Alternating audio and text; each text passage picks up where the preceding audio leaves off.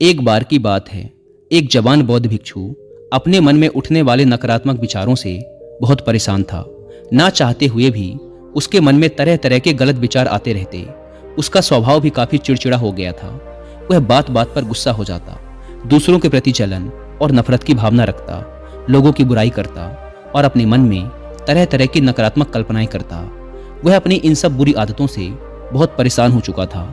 उसने बहुत से तरीके आजमाए, बहुत प्रयास किया अपने अंदर के इन बुरे विचारों को खत्म करने का, लेकिन कोई भी तरीका काम नहीं कर रहा था। अंततः एक दिन परेशान होकर उसने अपने गुरु के पास जाने का निर्णय किया। गुरु एक बहुत ही बुद्धिमान और आत्मज्ञानी व्यक्ति थे। जवान भिक्षु ने गुरु से पूछा, गुरुदेव, मैं अपने मन से इन नकारात्मक विचारों को कैसे खत्म कर सकता हूँ? गुरु ने उत्तर देते हुए कहा, नकारात्मक विचार बादलों की तरह होते हैं जो कि साफ आसमान को धुंधला बना देते हैं। अगर तुम्हें साफ आसमान देखना है तो पहले इन बादलों को हटाना पड़ेगा। ठीक इसी प्रकार अगर तुम अपने दिमाग से नकारात्मक विचारों को खत्म करना चाहते हो तो सबसे पहले तुम्हें इन नकारात्मक विचारों के मूल कारणों को पहचानना और उन्हें नष्ट करना पड़ेगा।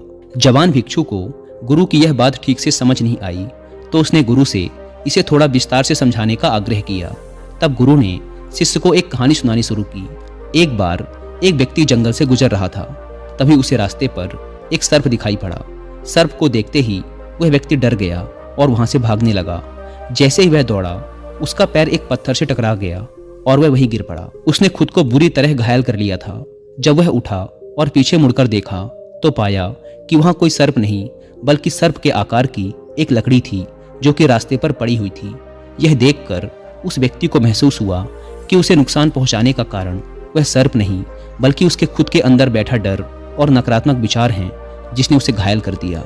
कहानी खत्म करते हुए गुरु ने उस जवान भिक्षु से कहा, मन के नकारात्मक विचार इस कहानी के सर्प की भांति हैं जो तुम्हारी परेशानी का मूल कारण नहीं है बल्कि तुम्हारी समस्या का मूल कारण तुम्हारे अंदर बैठा डर, हीन भावनाएं और अतीत के बुरे अनुभव हैं जो कि नकारात्मक विचार, गुस्सा और द्वेष के रूप में बाहर आते हैं।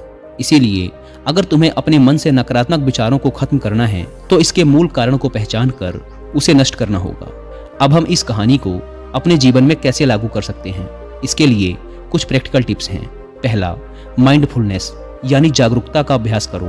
अपने विचारों और भावनाओं के प्रति जागरूक रहो। देखो कि आपके भीतर क्या चल रहा है, आप अपने आसपास की घटनाओं पर क्या प्रतिक्रिया देते हैं। साथ ही मन में उठने वाले हर नकारात्मक विचार के कारण का पता लगाने का प्रयास करो। दूसरा, अपने अतीत की बुरी यादों, बुरी घटनाओं और बुरे अनुभवों को स्वीकार करो और खुद को व दूसरों को माफ कर दो। तीसरा, आभारी रहो।